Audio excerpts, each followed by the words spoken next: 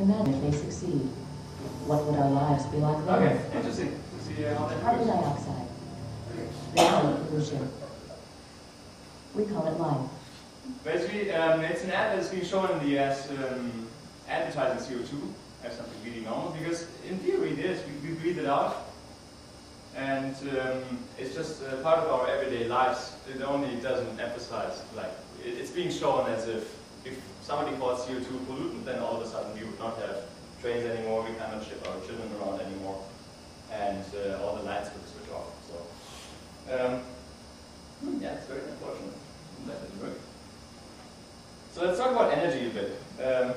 We'll see something moving there, and we'll come to that in a second. Where does energy come from? All of a sudden, obviously it comes from a plug, right?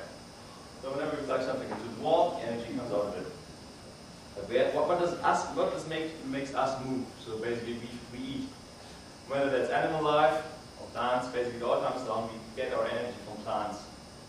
And they harvest their energy, obviously, from the same guy that this thing is light from, and that's the sun. And basically it breaks down to most energy coming down from the sun. So what are renewable energy sources? One of them is the most obvious one, is photovoltaics. So we directly have solar input on photovoltaic cells and produce energy. Or we can just have heating. So we have water under a building, for example, in Canada Air in Quebec. They have a huge building where they have panels on the sides of the walls that actually heat it, so you just heat water. Next one that's very famous, that's actually Copenhagen, where I worked for a while, an offshore wind farm.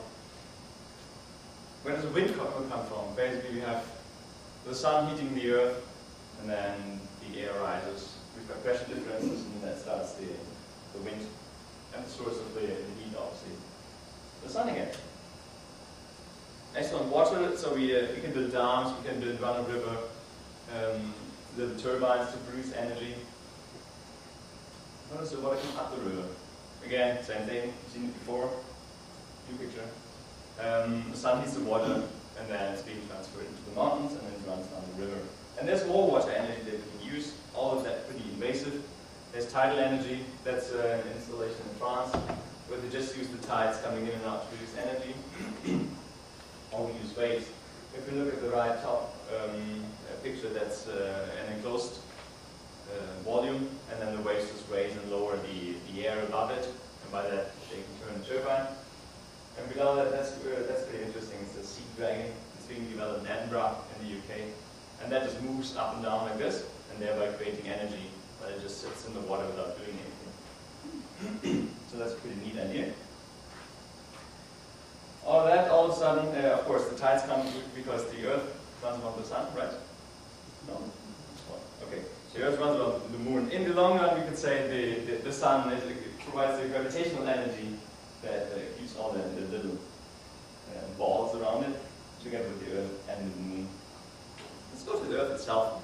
Let's talk about the geothermal energy. It's pretty rough there, but what we can do, and that's what's being done in our institute too. You can drill holes in the ground, they're 50 meters deep, and then put pipes in where you recycle water, and then you extract the heat out of the earth. Or you can do that sort of in a circle without going very deep around your house, and thereby heating your house. And that sort of comes from a long time ago when the earth was made. It's pretty hot. So now, coal. I say it's renewable too. You all agree? Perfect.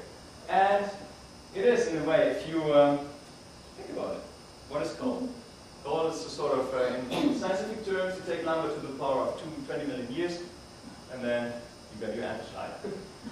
Unfortunately, we don't live that long, and that's we call it fossil fuels, because in our lifetimes it's not going to be renewed. But it will. All the forests that you see today will be coal at some point. And same thing with oil. Basically, take the other part of the picture, the box, let it sit there for a couple million years, and then we've got oil, and as a byproduct, the natural gas. And it's the same thing, the energy that comes from for the plants, for the animals, comes from the sun.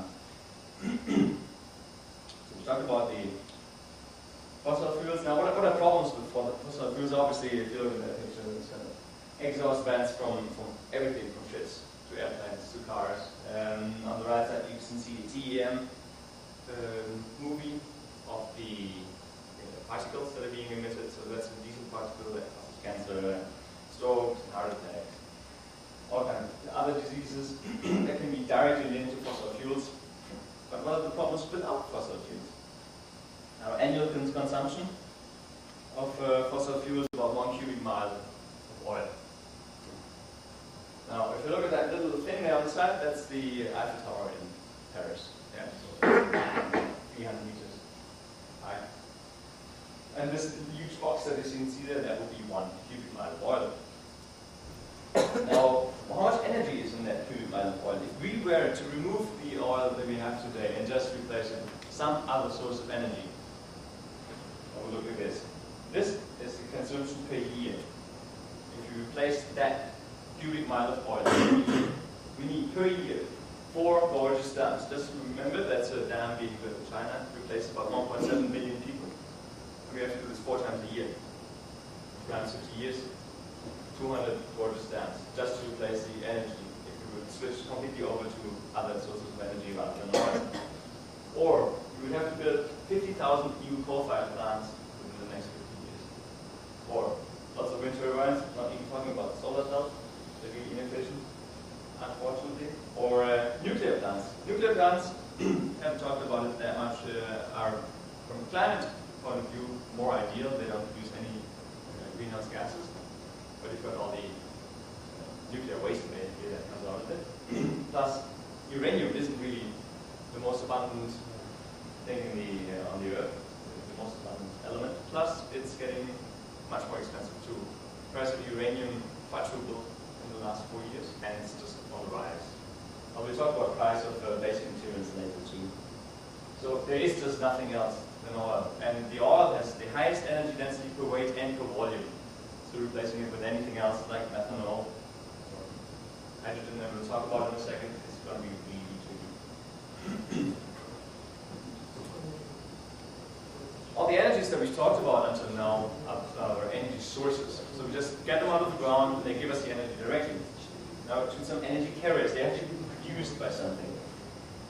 And there's a couple that I'm going to talk about, mainly methanol, ethanol, and hydrogen. And how are they being produced? You can produce ethanol from plants by simply